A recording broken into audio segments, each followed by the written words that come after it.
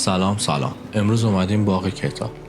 باغ کتاب در واقع بزرگترین کتاب فروشی ایرانه که قسمت‌های مختلفی داره برای همه سنی. با هم دیگه میریم توی ویدیو قسمت‌های مختلف و جای مختلف باغ کتاب با هم میبینیم.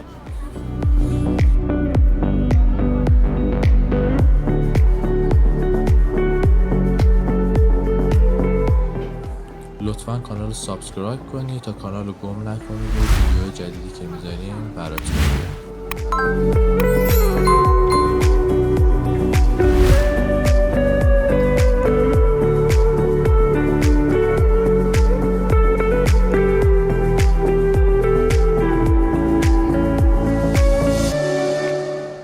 دسترسی به باغ کتاب خیلی راحته.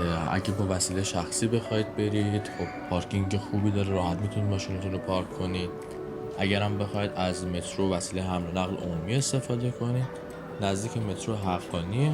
شما مترو حقانی که پیاده بشید، اونجا یه سری شاتل گذاشتن که شما رو تا جلو در باغ کتاب میارن.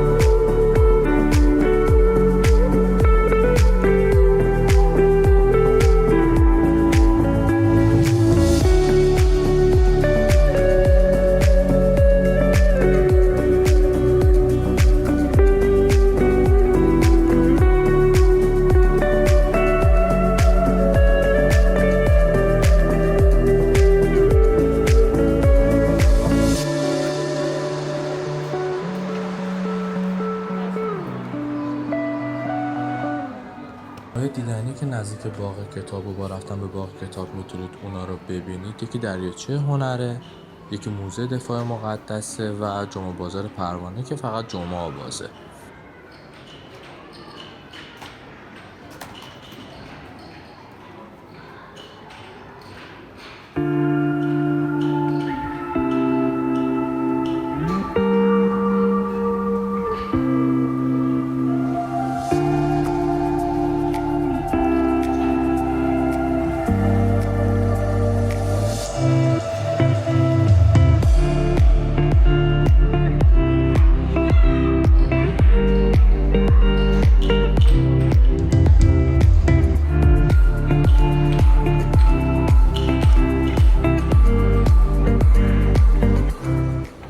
نزدیک باغ کتاب دوتا فودکورت هست. یکی روی سقف خود باغ کتاب هستش که ویو فوق‌العاده زیبا و قشنگی به دریاچه هنر هست.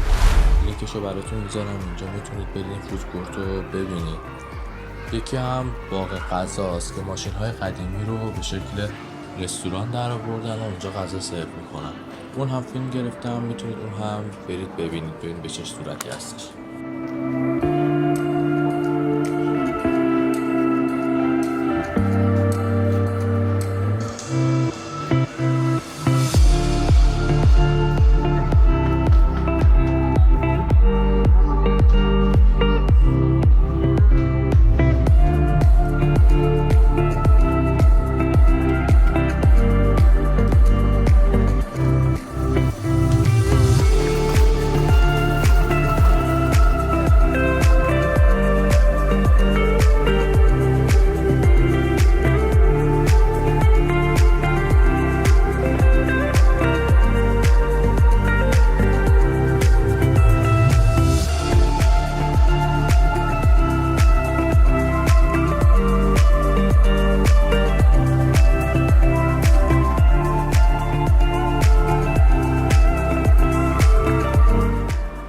مجسمه‌ای که می‌بینی که حالا اگه دقت کرده باشی تو مسیرم چند تاش بود، اسمشو گذاشتن خاطره بازی.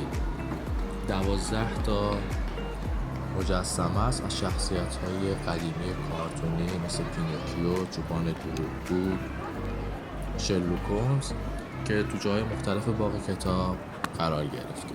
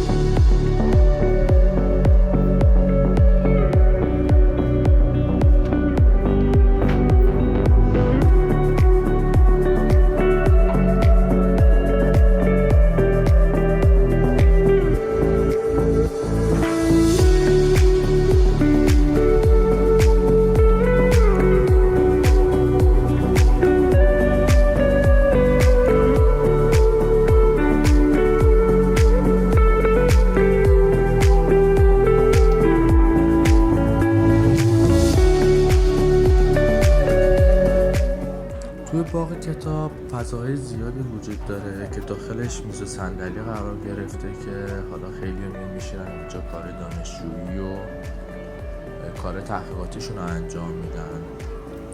اینا رو باید عضو بشید. حالا برای دانشجو قیمتش نصفه، میتونید کرایه بکنید. هزینه‌ش هم خب اندک، خیلی هزینه زیادی نداره. حالا میتونید به شکل ماهانه، هفتگی، سالیانه، ماهانه حق عضویت پرداخت بکنید و از اینها استفاده بکنید.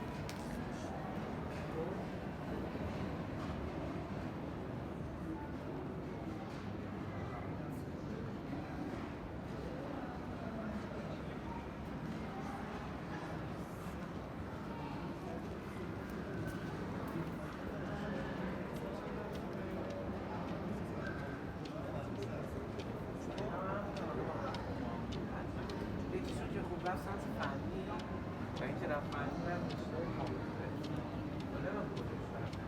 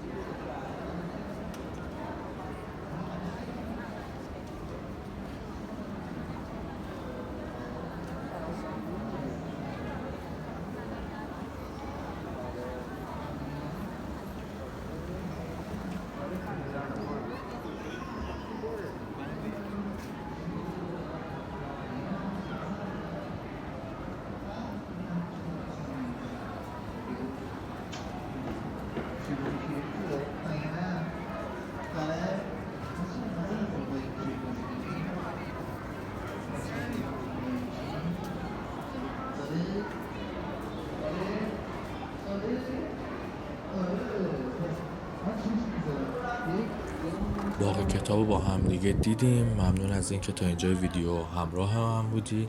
از اینجا باغ کتاب خارج میشیم و میریم به سمت باغ غذا.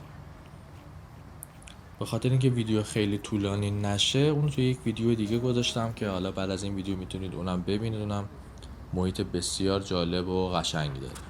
ممنون از همراهیتون. تا ویدیوی دیگه، خدا نگهدار.